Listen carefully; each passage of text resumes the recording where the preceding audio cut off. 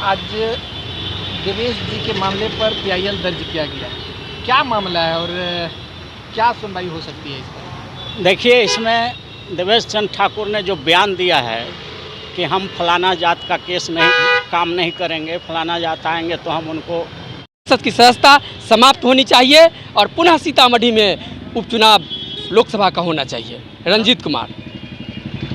आप किसी सामाजिक संगठन की ओर से आकर पटना हाईकोर्ट में PIL दर्ज कराए, क्या मामला है? देखिए, सीतामढ़ी के नवनिर्वाचित सांसद श्री देवेश चंद्र ठाकुर ने कुशवाहा जाति के लोगों को अपमानित करने का काम किया है। चुनाव जीतने के बाद उन्होंने एक सभा में कहा कि कुशवाहा जाति के लोग स्वार्थी होते हैं, उनका हम काम नहीं करेंगे।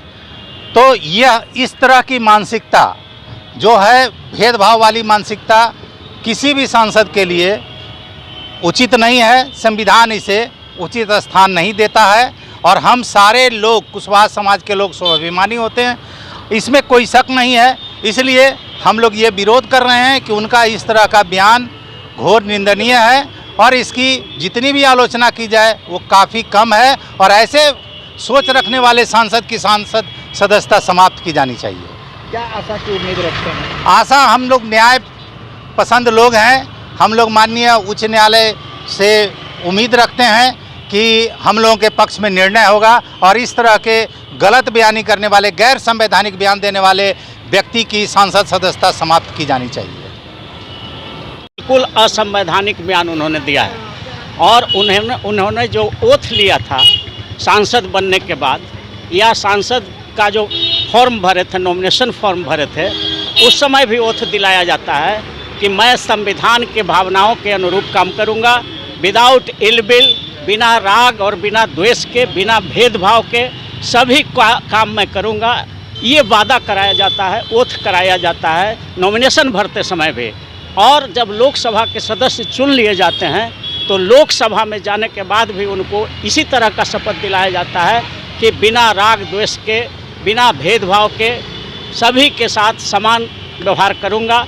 ये शपथ लिया था उन्होंने पार्लियामेंट में भी और नॉमिनेशन भरते हुए भी, और इसका उन्होंने उल्लंघन किया है। इसलिए ये संवैधानिक मामला बनता है।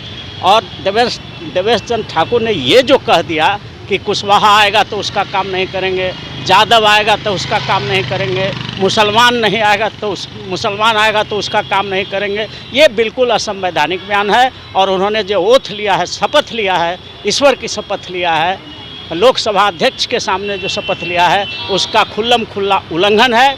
इसलिए इसको किसी भी हालत में न्यायालय में जब चैलेंज किया गया है तो अब दोनों पक्ष को सुना जाएगा और माननीय उच्च न्यायालय जो उस पर उचित निर्णय होगा लेगा, आपके सामने आएगा। किस सेक्शन के तहत ये रीट फाइल होता है? आर्टिकल संविधान का 226 है, उसी के तहत जनता को अधिकार है कि किसी तरह का पब्लिक इंटरेस्ट में कोई अगर गड़बड़ी हो रही है, पब्लिक हित में कोई आदमी गलत काम कर रहा है, तो संविधान के आर्टिकल 226 के तहत माननीय पटना उच्च न्यायालय में रीट फाइल किया जा सकता है। वही फाइल हुआ होगा। अरुण कुशवाहा, संविधान विशेषज्ञ, advocate, Patna high court and supreme court of India.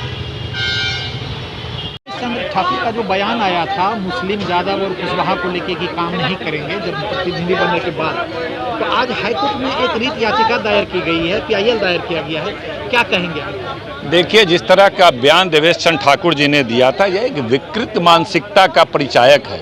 इस तरह की भाषा देश में जो भी लोग हार्मोनी बनाकर रखना चाहते हैं, भाईचारा बनाकर रखना चाहते हैं, संविधान की शपथ लेते हैं कि हम किसी से भेदभाव नहीं करेंगे, वैसे पद पे बैठा हुआ आदमी, विधानसभा परिषद का सभापति के पद को सुशोभित करने वाला व्यक्ति इतनी घृणित भाषा का उपयोग करेगा, यह दुर्भाग्यपूर्ण है। और हम तो ये कहते हैं कि जिस समाज से वो आते हैं, जनता दल यू जब खड़ा था 2014 में, क्या वोट दिला पाए थे? नहीं दिला पाए थे। जनता की मानसिकता है। नीतीश कुमार पर उस समय 2014 में वहाँ की जनता ने भरोसा नहीं किया था, जमानत जब्त हो गया था 2014 में। लेकिन इस तरह की भाषा का उपयोग नहीं करना चाहिए। वैसे व्यक्ति के खिलाफ कोर्ट को संज्ञान लेते हुए कार्रवाई करना चाहिए।